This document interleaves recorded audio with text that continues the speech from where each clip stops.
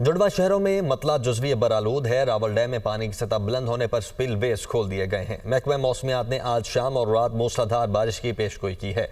मजीद बता रही हैं फौजिया अली।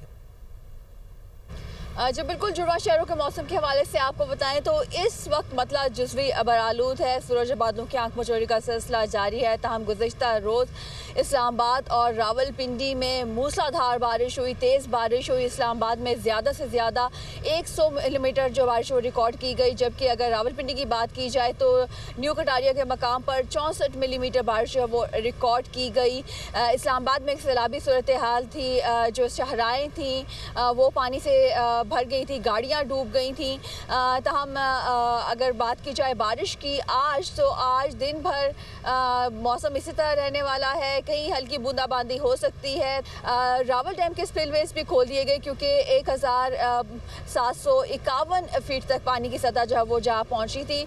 आज शाम और रात के औकात में मूसलाधार बारिश के बाइस नशेबी इलाके ज़ेर आब आने का खदशा भी जाहिर किया गया है। इसके अलावा ये भी बताया गया कि नदी नालों में तग़यानी हो सकती है। जी।